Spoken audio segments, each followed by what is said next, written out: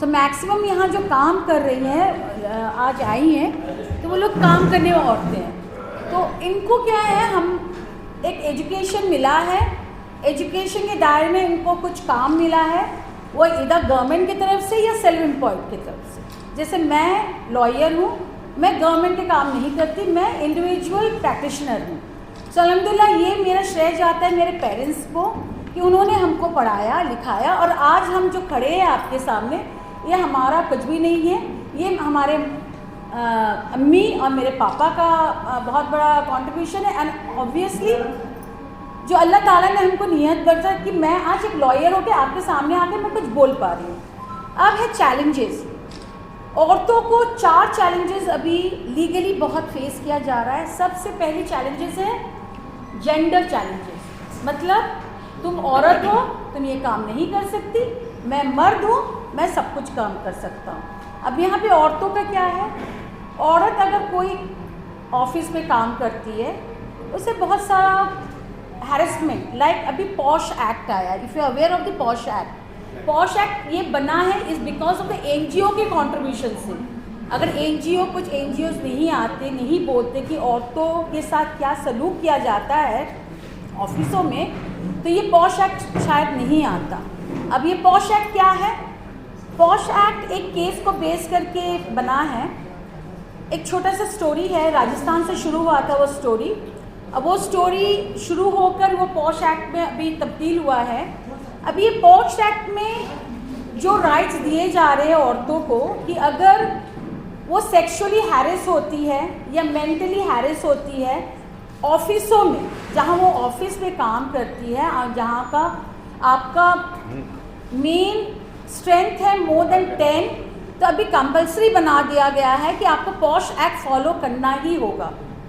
और ये शायद बहुत ऐसे कंपनीज़ है जहाँ पे स्ट्रेंथ अगर एक औरत है और 9 मर्द है, उनको पॉश एक्ट फॉलो करना है।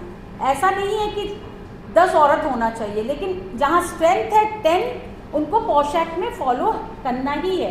ये इस हमारे कॉन्स्टिट्यूशनल या लीगल राइट्स में अभी ये राइट्स बना दिया गया है।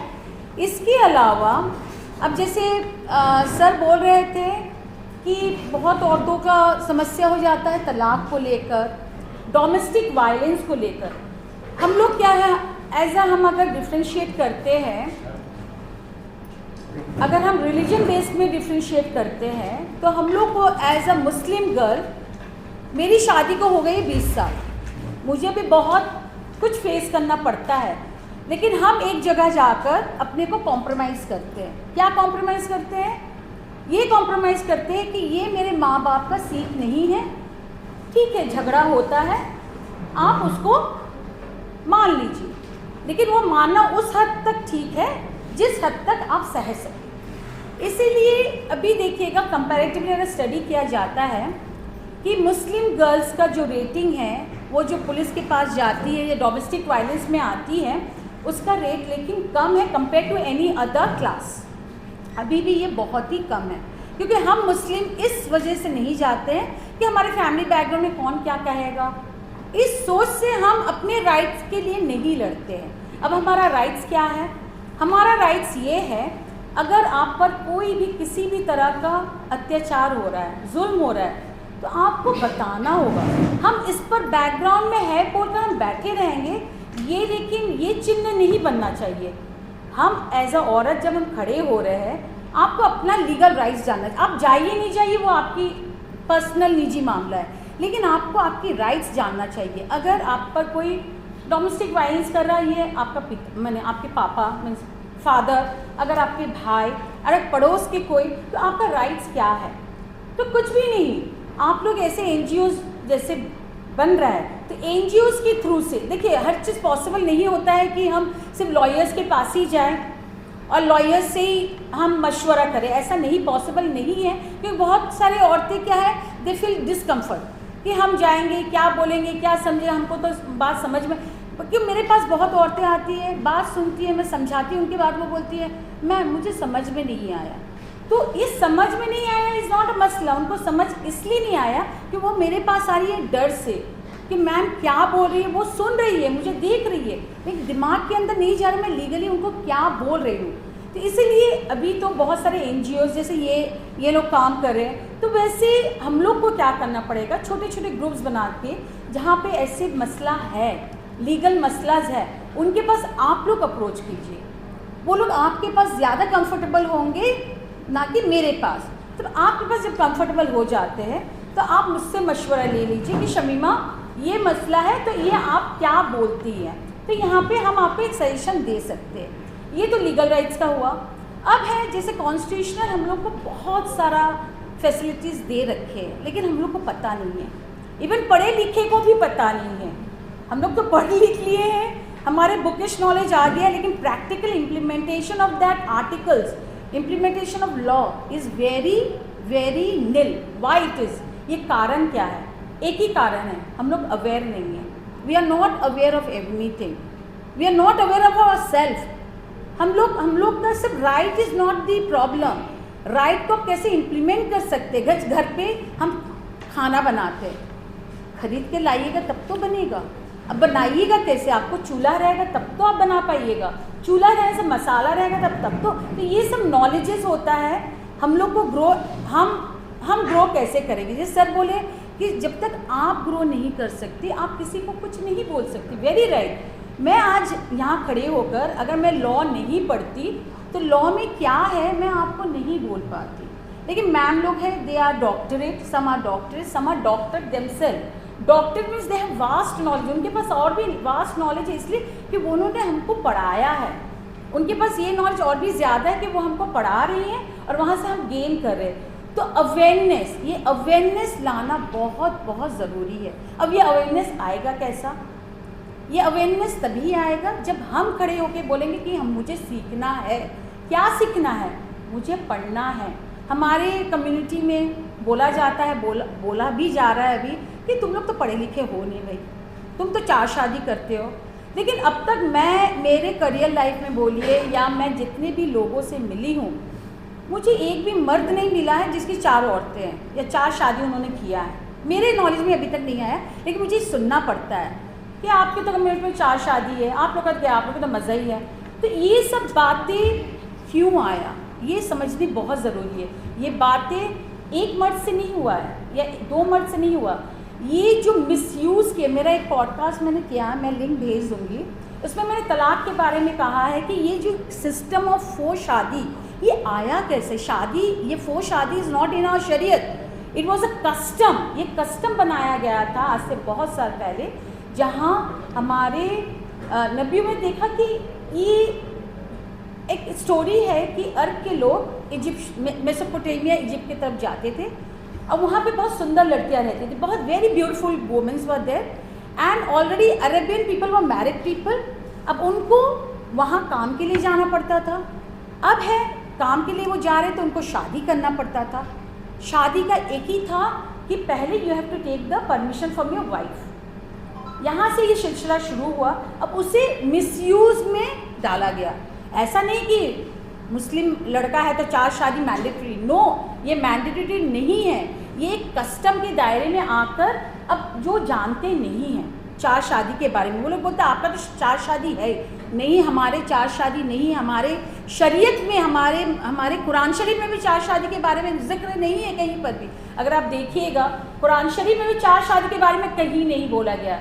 ये आया है आपके ट्रेडिशनल जो फॉलो किया गया था उस वक्त, वहाँ से ये 4 शादी का एक कॉन्सेप्ट आया। लेकिन ये तोड़ना हमारे ही काम है, ये हमको समझाना। जब मुझे कोई नॉन मुस्लिम बोलते हैं तो मैंने कहा कि मेरे पापा का तो 4 शादी नहीं है तो हम आपको नहीं बोल सकते। हाँ, लेकिन हम आपको समझा सकते हैं कि 4 शादी हमारे में नहीं है। हाँ देखिए, हर कौम में अच्छे बुरे रहते हैं। शायद एक ने बुरा किया बोलकर आप मुझे सुना रहे, तो आपके भी कौम में है शादी आप नहीं करते, आप रखते हैं, तो वो उससे भला तो आप शादी कर लीजिए। ये मैं बोलती हूँ, ये मेरा वर्ड्स रहता है कि भले आप रखने के वजह आप उसको इज्जत दीजिए कि वो मेरी वाइफ है, तो उससे क्या होगा, उस औरत का इज्जत बढ़ जाएगा। तो ये लगे मेरे साथ बहुत तर्क, बहुत झगड़ा, बहुत कुछ होता रहता है। एनी हाउ, अब रहा कि आर्टिकल्स, कॉन्स्टिट्यूशन हमारे को फंडामेंटल राइट्स देते हैं और कुछ डायरेक्टिव प्रिंसिपल्स होते हैं वो स्टेट्स हमारे लिए बनाते हैं। अब ये डायरेक्ट फंडामेंटल राइट्स क्या है? फंडामेंटल राइट्स वो है जो आपको मिलता ही मिलता है, जैसे आपका एजुकेशन, आपको नौकरी, आपका हेल्थ, आपका न्यूट्रिशन, ये सब बहुत सारे आर्टिकल्स कॉन्स्टिट्यूशन में दिया गया है कि ये आपका फंडामेंटल राइट्स है। आपको स्टेट डायरेक्टिव प्रिंसिपल के दायरे में लाकर आपको क्या क्या दे सकते हैं वो भी लिखा गया है। लेकिन ये सब हम लोग तभी कर पाएंगे जब हमारे जैसे लोग और एक को बोल पाएंगे, और वो और एक को बोलने के लिए हम लोग को वो प्लेटफॉर्म चाहिए। देखिए, कोई अकेला, जैसे रविंद्रनाथ जी बोले हैं कि कोई अगर आपका बात नहीं सुनता है, कोई बात नहीं, आप अकेला चलिए। आज जो ये लोग बनी है, कोई एक अकेला चला था, एक अकेला मुसाफिर चला बोलकर ये कारवा बना, राइट। तो कोई बात नहीं, मैं भी बहुत फाइट करती हूँ। मैं जिस प्लेटफॉर्म में काम करती हूँ वहाँ पे ऐसे ऐसे केसेस आते हैं मेरे पास कि मुझे कुछ समझ में नहीं आता मैं क्या राय दूँ। जैसे 2 दिन पहले एक लड़की मेरे पास आती है, वो केस करती है बेचारी, केस करके अब 2 दिन के बाद मुझे बोल रही है मैम मुझे केस उठाना है। तो मैंने उसे कहा कि ऐसा नहीं होता, तुम केस कर चुकी हो, वो लोग बेल ले रहे हो, तुम अभी बोल रही हो केस मुझे उठाना है, क्यों उठाना है? अब उसका ये है कि मैम वो मेरे साथ नहीं रहेगा। तो मैंने कहा ठीक है, जब नहीं रहेगा, मील नहीं हो रहा है, तो ask him to give you the mutual तलाक। वो बोल रही है नहीं, वो म्यूचुअल तलाक नहीं देगा। क्यों नहीं देगा म्यूचुअल तलाक? Do you have any idea वो म्यूचुअल तलाक? म्यूचुअल तलाक कब होती है? म्यूचुअल तलाक means 2 person agrees to give the तलाक। तलाक है मेनी फॉर्म्स, तलाक का बहुत सारा फॉर्म्स है। तलाक एक म्यूचुअली में होता है, एक लड़का लड़की को देता है, जो 3 तलाक में तब्दील हुआ है अभी मैं बोलूँगी। और एक है कि लड़की भी तलाक दे सकती है, लड़की भी तलाक वो दे सकती है, उसे खुला तलाक बोलते हैं, तलाक तौफीक बोलते हैं। तो ये लड़की बोल रही है नहीं, क्योंकि वो मुझे नहीं देखेगा, वो मुझे पैसा नहीं दे रहा है, मैं अपने को और ज़िल्लत में नहीं डालना चाहती, मैं तलाक ले लूँगी। तो मैंने कहा तुम क्या तलाक लोगी? नहीं, वो नहीं देगा तलाक, तो मुझे खुला लेना पड़ेगा। I don't do you understand the meaning of खुला? आप जब खुला लेती है आपको क्या क्या मैंने फीसेस करना पड़ेगा, तो you do you have an idea? तो शी सेड नहीं मैम मुझे नहीं पता, मुझे पता मैं खुला दे सकती हूँ। तो मैंने उनको समझाया खुला इज समथिंग एल्स, अगर वो देते आपको तलाक तो ये है। तो उसको समझ में आया। अभी वो क्योंकि अब 2 नहीं हो रहा है, नहीं, प्रॉब्लम बहुत ज़्यादा बढ़ गया है, अब वो उसके ये है कि व्हाट शी विल डू। तो ऐसे से मसला आते हैं, ऐसे से मसला को फेस करना पड़ता है। अब है लॉ के दायरे में रहकर, जो अभी जैसे डोमेस्टिक वायलेंस एक लॉ बन गया है, बहुत फेमस हुआ है। अब जैसे 125 हम पहले जैसे करते थे, 125 मेंटेनेंस केस किया करते थे। मेंटेनेंस केस अगर खाना पीना कपड़ा नहीं दिया जा रहा है, हम लोग 125 as per Indian law case करते थे। लेकिन एक भी लड़की आज तक आती नहीं है, मैंने देखा नहीं है कि they have gone to a Waqf board. Waqf board is the first place. अगर कोई हस्बैंड एज पर शरीयत शादी करता है, एज पर शरीयत शादी करता है और उसे मेंटेन नहीं करता है, तो पहली चीज़ है वो औरत को वॉक ऑफ बोर्ड जाना पड़ता है। किसी को नहीं पता, nobody knows about it. Waqf में जाके वहाँ अर्जी देनी पड़ती है कि my husband is not looking after me, आप हमको सपोर्ट कीजिए मॉनेटरी, लेकिन कोई नहीं जाता है। They all come to Indian law. तो जब आप इंडियन लॉ आकर इंडियन लॉ में आपको सुविधा मिल रही है, इसलिए उनको क्या है, उनको ये जगह मिल जा रहा है, गवर्नमेंट को भी जगह मिल जा रहा है, वो लोग को उनको पता है ये सब बात, लेकिन हम लोग इम्प्लीमेंट नहीं करते। हम लोग को पता भी नहीं है कि वॉक ऑफ बोर्ड से हम लोग को मेंटेनेंस मिल सकता है। सिर्फ मैंने वाइफ नहीं, माँ बाप भी जा सकते हैं, लेकिन हम लोग कोई नहीं जाते वॉक ऑफ बोर्ड में। वॉक ऑफ में जो बैठे हैं वो हमको बोलते भी नहीं हैं कि आप आइए मेरे पास, हम आपको सपोर्ट करेंगे। वो चुप्पी लगा के बैठे। आज जो ये देखिए, आज बहुत कुछ हो रहा है, सही नहीं हो रहा है। एज अ लॉ हम देखते सही नहीं हो रहा है, लेकिन हमारा ये रिस्पॉन्सिबिलिटी, मैं बार बार इसलिए बोल रही हूँ, हमारा भी एक रिस्पॉन्सिबिलिटी होता है हर एक चीज़ को उठाकर सही नज़र से देखना होगा। तब हमें हर चीज़, हर एक लीगल जो सपोर्टिव हैंड्स है तभी मिल पाएगा। अब मैं वॉक ऑफ में इतनी चेंजेस, मैं वॉक ऑफ के बारे में बोलूँगी नहीं, because walk of is a सब जुडिस राइट नाउ। मैं बोल भी नहीं पाऊँगी एज अ लॉयर वो बोल भी नहीं पाऊँगी। लेकिन लीगल दायरे में कॉन्स्टिट्यूशन जो राइट देता है, अब इसके लिए आप अवेयर होइए। अवेयर मतलब एक ही तरीका अवेयरनेस का है, वो है पढ़ाई, पढ़ना पड़ेगा। ये पढ़ने के लिए अगर हम लोग अगर इस ऐसे NGO से साथ जुड़ते हैं तो एक ग्रुप बनाइए, उनके पास अप्रोच कीजिए। पहले धक्का खाना पड़ेगा, पहले धक्का खाना इसलिए पड़ेगा क्योंकि मेंटालिटी सबका एक नहीं है, उनको समझाना पड़ेगा, उनके अवेयरनेस के बारे में बात करना पड़ेगा कि लॉ आपको बहुत अवेयर कर रहा है, आप आइए, आप सीखिए, आप बोलिए। आपके हाथ में बहुत सारे इंस्ट्रूमेंट्स हैं, जैसे आप हाई कोर्ट जा सकती है, आप सुप्रीम कोर्ट जा सकती है, आप लोअर कोर्ट का डिस्ट्रिक्ट कोर्ट जा सकती है, उससे भी लोअर कोर्ट है आपका फौजदारी कोर्ट जा सकती है। आपका अगर कोई प्रॉपर्टी लेकर समस्या है, सिविल कोर्ट है। अगर मारपीट वाला कोई समस्या है तो फौजदारी मीन्स क्रिमिनल कोर्ट है। There many instrument has been given, but only problem is that we are not aware of our legal rights. So legal rights के लिए एक ही तरीका है कि you have to develop yourself at any cost, in respect of your any sex, whether you are girl और a boy. In the boys also there are many boys, उनको अपने लीगल राइट्स के बारे में पता नहीं होता है। उनमें एक चीज़ काम करता है कि मुझे तो सब कुछ पता है, लेकिन एक्चुअली क्या पता होता है जब हम उनसे पूछते हैं, जानते हैं, तब वो बोलते हैं कि मुझे कुछ नहीं पता इस लॉ का। तो ये चीज़ लाने के लिए एक है कि अब हम अगर चलो मैं इस ऑर्गेनाइजेशन के बारे में नहीं जानती थी, आज मुझे पता चला।